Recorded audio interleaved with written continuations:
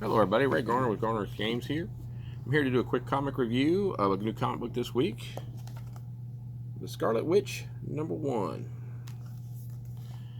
This book is by Steve Orlando and Jacopo Camagni. I think that's how you pronounce that name. Maybe pronouncing it wrong. It's Camagni. And he's the artist. This book was actually a lot better than I was expecting. I didn't actually read because I didn't see anything to draw me in on the Scarlet Witch and Quicksilver miniseries. Although this series is a direct sequel to it, so I probably am going to go back to read and kind of get the foundation of this series down because I am liking this book quite a bit. But anyway, the setup is Scarlet Witch has moved to Lot Kill, New York. She has set up a magic shop which has a door from anywhere at the end of it, and basically her and Darcy Lewis is going to help anybody who comes through the door, and that includes a very old sorcerer apparently named Mentor. I'm not sure if he came through that door or not. We also talked to Chthon, I think that's how I pronounce that. I'm guessing he's the bad guy from the previous series because he's in a prison created by Scarlet Witch. And basically it's a whole lot of her trying to do the PTA stuff. She's trying to be the girl next door in a town that knows she's an Avenger, knows she's a mutant, knows she is a super powerful sorceress. And she's just trying to be a normal everyday New Yorker. Of course, as we know, in Marvel, that doesn't work out, because, as we see, that's also common in Marvel, the sky rips open. It tends to happen in the Marvel Universe. It's pretty neat. These big monsters with giant mouths come through. Look like they're trying to eat everybody.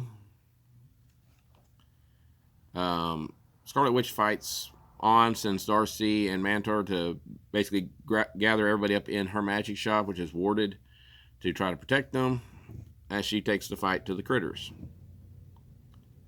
The fight starts going badly, so Darcy goes through the door to go get help. She doesn't know, the door can come from anywhere, but she doesn't know what happens when you go through the door. So she goes through the door and just hopes it works out. Not always the world's greatest planning, but hey, it worked out in the end. So as she is having troubles with the monsters and are trying to get through the shield, she unleashes the Darkhold, which apparently is stored within her, which I was not aware of this, but she has the Darkhold inside her. And as she's starting to kick butt with all the monsters, Darcy gets dumped out in Pietro's bedroom as she goes to get him to help.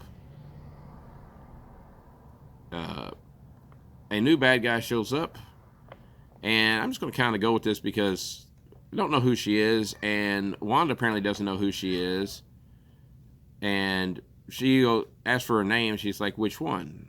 I am the Eminence, Heat Death, the Fist of the Grand Design, but armed with the edge of reality more than ever, I am the Griever at the end of all things. And the book ends with her basically using a gem in her skull to blast Scarlet Witch out of existence. And that's how the first issue ends. So it makes me curious about what happened in the previous series. It makes me excited for what's going to happen in the next issue. So all in all, a really good book, well written. The art's really nice. It's not over the top, which, I get a little bit tired of let's see how crazy we can be with art. And you can really go completely unhinged when you're doing magical creatures. And it keeps it pretty straightforward, pretty simple. I have to admit, the bad girl at the end does kind of remind me of a couple of characters from Magic the Gathering. But all in all, I think it's a good book. I'd recommend it to people, and I will be recommending to people.